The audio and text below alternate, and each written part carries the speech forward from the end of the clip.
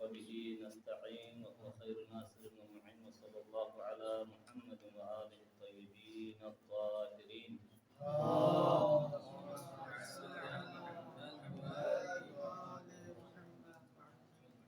ہماری گفتگو آداب تلاوت قرآن مجید کے حوالے سے انشاءاللہ یہ شروع ہوگی۔ اس سے پہلے درس میں ہم نے خود قرآن مجید میں تدبر کے حوالے سے گفتگو کی تھی۔ آج کے اس درس میں اور آنے والے درس میں انشاءاللہ آداب تلاوت کے حوالے سے گفتگو کریں گے۔ تو خداوند تبارک و تعالیٰ نے سب سے پہلے جو آداب تلاوت کے حوالے سے ارشاد فرمایا ہے وہ شیطان ملعون سے بچنے کی دعا کرنا ہے۔ تلاوت قرآن میں سب سے پہلے خداوند تبارک و تعالیٰ نے ارشاد فرمایا فَإِذَا قَرَأْتَ الْقُرْآنَ فَاسْتَعِذْ بِاللَّهِ مِنَ الشَّيْطَانِ الرَّجِيمِ، سورہ نحل آیت نمبر 98۔ بس جب آپ قرآن پڑھنے لگے تو راندہ دارگاہ شیطان سے اللہ کی پناہ مانگ لیا کرے۔ یہ ہم آپ کے لیے بھی حکم ہے، اس وقت رسول اللہ صلی اللہ علیہ وسلم کے لیے بھی یہ حکم ہے۔ اور دوسری آیت میں ارشاد فرمایا وَقُلْ رَبِّ أَعُوذُ بِكَ مِنْ ہَمَزَاتِ الشَّيَاطِينِ وَأَعُوذُ بِكَ رَبِّ أَنْ يَحْضُرُونِ، سورہ مومنون آیت نمبر 98 اور 97۔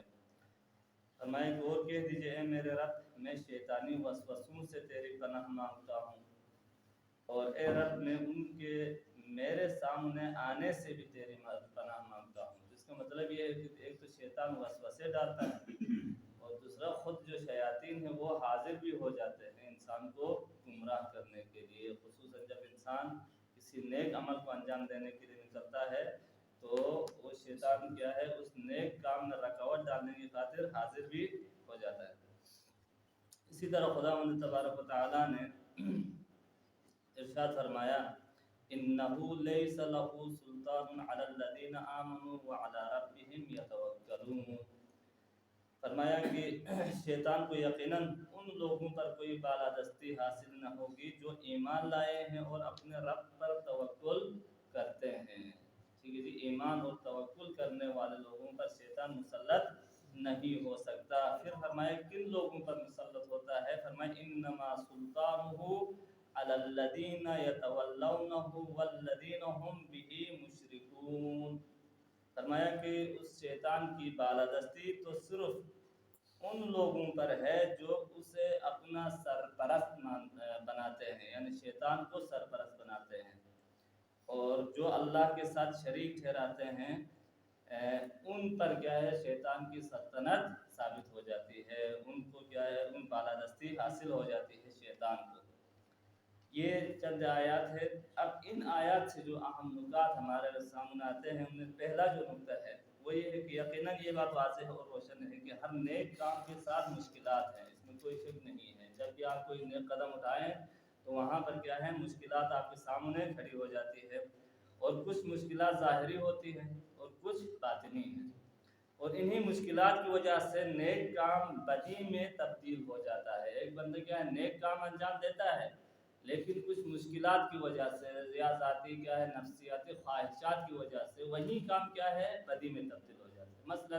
نماز ہے، نماز ایک نیک عمل ہے، لیکن یہی نماز نفسی خواہشات کو پورا کرنے کے لیے، ریاکاری کے لیے، لوگوں کو دکھاوے کے لیے اگر پڑھے تو یہی نماز کیا ہے اس کے لیے وبال جان بن جاتی ہے۔ ٹھیک ہے جی۔ اور قرآن مجید کی تلاوت بھی یقیناً ایک عظیم نیکی ہے جس کے راہ میں مشکلات ہونا یقینی ہے۔ قرآن مجید جو کہ کتاب ہدایت ہے، اس سے کتاب ہدایت حاصل کرنا آسان نہیں ہے، اور وہ مشکلات مثلا ریاکاری کے لیے قرآن کی تلاوت کرنا، یا ظاہراً اپنے نفاق کو چھپانے کی خاطر، یا لوگوں کو گمراہ کرنے کی خاطر، یا اپنی رائے فاسدہ کو پھیلانے کا ذریعہ بنائے قرآن مجید کے۔ بہت سارے لوگ ہیں مثلا اپنے آپ کو کیا ہے اہل قرآن کہتے ہیں، آج کے دور میں اپنے آپ کو اہل قرآن کہتے ہیں، ظاہراً تو کیا ہے عنوان اچھا ہے اہل قرآن، لیکن ان کا جو ہدف ہے وہ لوگوں کو کیا ہے تعلیمات محمد آل محمد سے دور کرنا ان کا ہدف ہے۔ تو یہی جو ایک نیک کام ظاہرا نظر آتا ہے وہی کیا ہے بدی میں تبدیل ہو جاتا ہے۔ اسی طرح اور بھی اسباب ہو سکتے ہیں، بس یہاں پر اس آیت کریمہ سے یہ نکتہ اساسی سمجھ میں آتا ہے کہ قرآن پڑھنے سے پہلے شیطان مردود کی شرانگیزیوں سے اللہ کی پناہ مانگے اور اللہ سے شر شیاطین سے بچنے کی دعا کریں۔ یہ آداب تلاوت میں سے پہلا جو ہے نا وہ نقطہ ہے۔ دوسرا جو نقطہ ہے وہ شیطان رجیم کا شر عام ہے، یہاں تک کہ انبیاء کرام علیہ السلام بھی شیطان کی شر سے محفوظ نہیں رہ سکتے ہیں۔ اس لیے سیرت انبیاء یہاں تک کہ سردار انبیاء محمد مصطفیٰ صلی اللہ علیہ وسلم کے لیے بھی اللہ تبارک و تعالیٰ حکم دے رہا ہے کہ اے رسول آپ بھی شیطان کی شر سے محفوظ رہنے کے لیے اللہ کی پناہ مانگے، یعنی اللہ ہی کیا ہے شیطان کی شر سے محفوظ رکھ سکتا ہے، کسی اور کوئی ذات نہیں ہو سکتی اللہ کے سوا جو شیطان سے بچائے۔ اور جب بھی قرآن کی تلاوت کریں تو شر شیطان سے اللہ کی پناہ مانگے۔ ٹھیک ہے جی، یہ رسول اللہ صلی اللہ علیہ وسلم کو حکم ہے، تو ہم اور آپ کے لیے تو بطریقن اولا یہ حکم ہے۔ دوسری آیت یعنی سورہ نحل کی آیت نمبر 99 میں اللہ تبارک و تعالیٰ نے ارشاد فرمایا کہ آپ شیطان کی شر سے پناہ مانگے، شیطان کو یقیناً ان لوگوں پر کوئی بالادستی حاصل نہیں ہوگی جو ایمان لائے، یعنی جنہوں نے ایمان لایا شیطان اس پر مسلط نہیں ہو سکتا۔ ٹھیک ہے جی، ایمان شرط ہے۔ اور اسی طرح کیا ہے جو توکل کرنے والے ہیں ان پر بھی شیطان مسلط نہیں ہوگا۔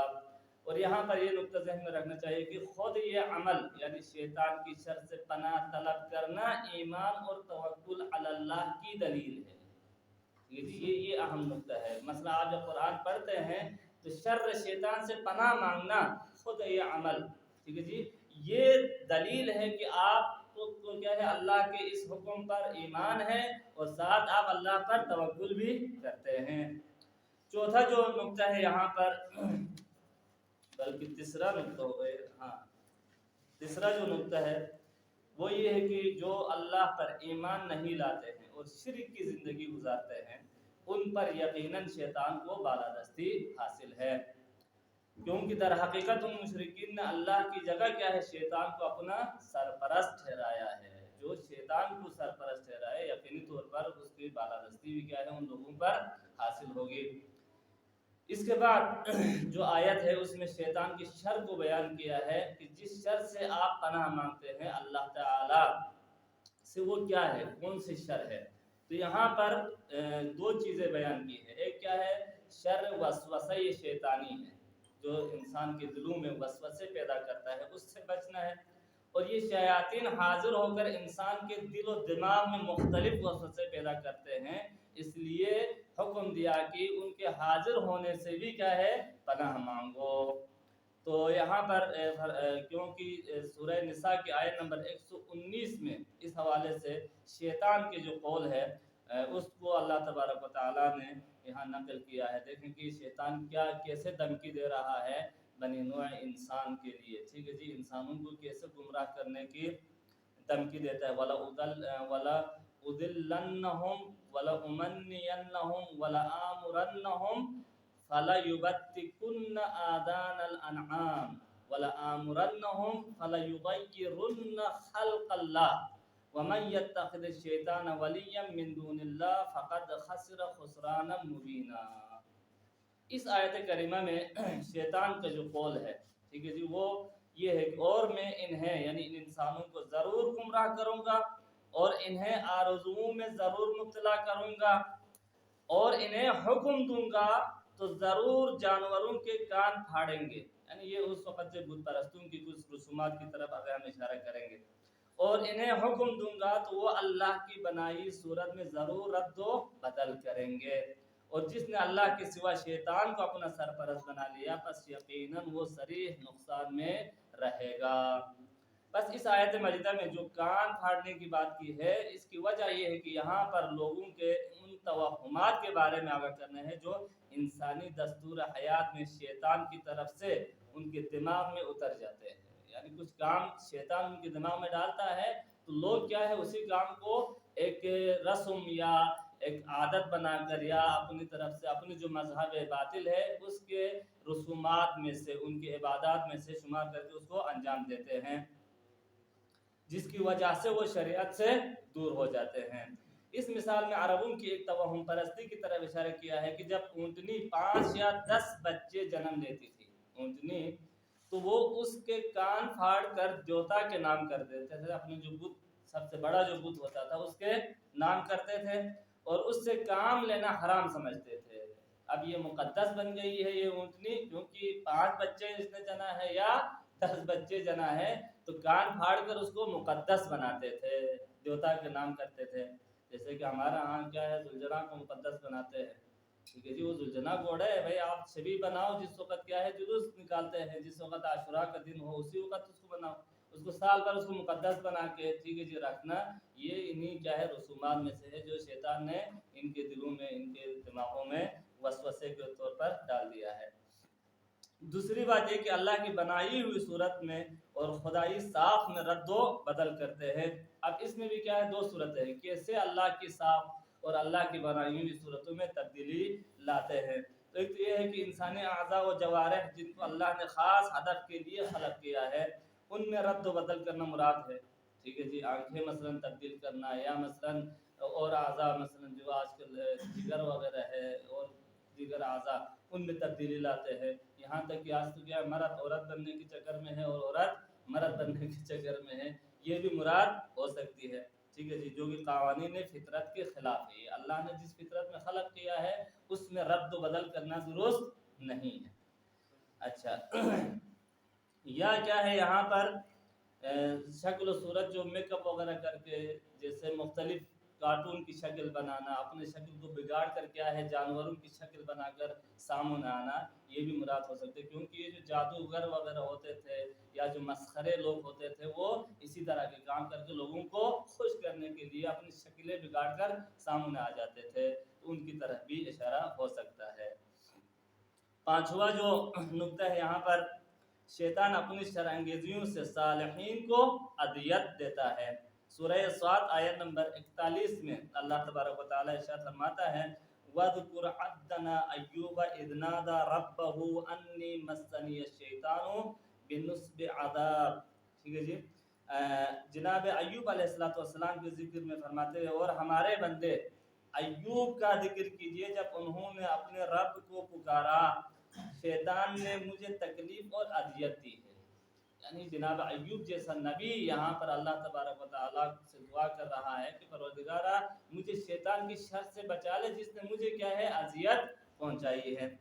بس مس سے شیطان بہت ہی اذیتناک تکلیف ہے، ٹھیک ہے جی، جس کی وجہ سے انسان کے حواس سالم نہیں رہ سکتے ہیں اور انسان پاگل پن کا شکار ہو جاتا ہے۔ انسان ہم لوگ کہتے ہیں جن داخل ہو گیا، در حقیقت اس میں جن داخل نہیں ہوتا بلکہ شیطان کیا ہے اس کو مس کرتا ہے، جس کی وجہ سے اس کی عقل کام کرنا چھوڑ دیتی ہے، ٹھیک ہے جی۔ اچھا اسی لیے سورہ بقرہ کی آیت نمبر 275 میں ربا جو سود خور افراد ہیں ان کے بارے میں فرمایا الذین یأکلون الربا لا یقومون الا کما یقوم الذی یتخبطہ الشیطان من المس، اس میں فرمایا کہ جو لوگ سود کھاتے ہیں وہ بس اس شخص کی طرح اٹھیں گے جسے شیطان نے چھو کر حواس باختہ کیا ہو۔ اب سود خور کیا ہوتا ہے، وہ لالچ میں آ کر کیا ہے ہر قسم کے جو ہے نا وہ برے کام انجام دیتا ہے، وہ یہ نہیں دیکھتا ہے کہ سامنے والا جو پیسے لے گیا ہے اس کی کوئی عزت ہے، کوئی کیا ہے ایمانی رشتہ ہے یا خونی رشتہ ہے، ان تمام رشتوں کو یہ پائمال کرتا ہے اور سود خوری کی خاطر ہر قسم کے انسانی اقدار کو یہ پائمال کرتا ہے۔ تو یہ اس طرح کرنا کیا ہے، یہ شیطان نے اس کے عقل کو مس کیا ہے جس کی وجہ سے اس طرح ہوتا ہے۔ چھٹا جو نقطہ ہے وہ دلوں پر تالے لگنے سے مراد یہاں پر جواد عاملی، ٹھیک ہے جی، انہوں نے فرمایا ہے کہ یعنی انسان جب دل میں گناہ کے لیے جگہ دیتا ہے تو اس گناہگار کا جو دل ہے وہ قرآن میں کیا ہے وہ نہیں رہتا، قرآن جو نا اس کے دل میں نہیں اترتا، داخل نہیں ہوتا، لہٰذا جب قرآن پڑھیں تو اپنے دل کو صاف کرنے کے لیے، ان وسوسوں سے نکلنے کے لیے کیا ہے اعوذ باللہ کا وہ قرأت کریں اور شیطان سے پناہ مانگے، یہ ضروری ہے۔ اس کے بعد احادیث کی طرف آتے ہیں تو تفسیر عیاشی میں سماعہ نے امام صادق علیہ السلام سے روایت نقل کیا ہے کہ وَإِذَا قَرَأْتَ الْقُرْآنَ والی جو آیت ہے اس کے ذیل میں راوی کہتا ہے کہ میں نے عرض کیا مولا कैसे शैतान की शर से पनाह मांगे। ठीक है जी, एक तो खुद अल्लाह तबारक व तआला ने फरमाया कि इस तरह मांगो। यहाँ इमाम अलैहिस्सलातु वस्सलाम फरमाते हैं इस्ताइज़ बिल्लाहि समीउल अलीम मिनश शैतानिर रजीम, फरमाया कि कहो कि मैं क्या है इस्ताइज़ बिल्लाह, अल्लाह से क्या है पनाह मांगो, अस्समीउल अलीम, जो कि समीअ अलीम है, सुनने वाला है ज़्यादा, और अलीम ज़्यादा जानने वाला है। ठीक है जी, किसकी मिन शैतान रजीम, शैतान रजीम की शर से। अब रावी कहता है मैंने अर्ज़ किया कि मौला शैतान को रजीम क्यों कहते हैं। ठीक है जी, रजीम का जो क्योंकि क्यों कहते हैं उसे रजीम क्यों नाम रखा है, तो इमाम अलैहिस्सलाम ने फरमाया लिअन्नहु, क्योंकि इसके लिए रजीम इसलिए कहा क्योंकि इसके ऊपर पत्थर मारा जाता है। रजीम किसे कहते हैं, या रजुम, जो वहाँ हज के लिए जो लोग जाते हैं वो भी रज्म शैतान करते हैं, रज्म पत्थर मारते हैं, शायद उसी की निस्बत से इस शैतान को क्या है रजीम कहा जाता है। अब रावी कहता है मैंने अर्ज़ किया कि क्या कोई चीज़ उसकी तरफ निकल जाती है, वहाँ तो खैर वहाँ पत्थर मारते हैं, क्या है एक मसनूई शैतान की वो बनाया हुआ है, तो वहाँ तो शैतान पर कंकर मारते हैं। यहाँ हम शैतान आऊज़ु बिल्लाहि मिनश शैतानिर रजीम कहते तो आया कोई चीज़ निकल के उसकी तरफ जाती है, पत्थर मारना। तो इमाम अलैहिस्सलाम ने फरमाया नहीं, ऐसा नहीं है। तो मैंने अर्ज़ किया फ़कैफ़ सुम्मिय रजीम वलम युरज्जिम बअद, फिर उसको रजीम कैसे कहा जा सकता है कि जबकि उसकी तरफ क्या कोई पत्थर निकल कर नहीं जाता, हम उसके ऊपर कोई पत्थर नहीं मारते, कोई कंकर नहीं मारते हैं। तो आप अलैहिस्सलाम ने फरमाया कि यकूनु फिल इल्मि अन्नहु रजीम, यानी ये क्या है हकीकत में एक रज्म की सूरत है, ये ज़ाहिरी जो ना वो पत्थर मारना नहीं है, बल्कि हकीकत में आपने शैतान को इस तरह दूर करना है जिस तरह पत्थर मार के उसको दूर करते हैं। ठीक है जी, ये इमाम अलैहिस्सलाम ने बयान फरमाया तफसीर आयाशी जिल्द नंबर 2 सफ़ा नंबर 229 में। अच्छा, और दूसरी एक चीज़ जो जिस चीज़ से पनाह मांगने के बारे में फरमाया कि हाँ इमाम जाफ़र सादिक़ अलैहिस्सलाम से मरवी है कि कुरान पढ़ने वाला मुहताज है 3 चीज़ों की तरफ, कुरान पढ़ने वाला 3 चीज़ों की तरफ है। एक क़ल्बुन ख़ाशिअ, एक क्या है खौफ खुदा रखने वाला दिल, जिसके दिल में खौफ खुदा हो उसके दिल में क्या है कुरान उतर जाता है। व बदनुन फारिग, तमाम दुनियावी उमूर से फारिग जिस्म होना ज़रूरी है। हम बहुत सारे क्या है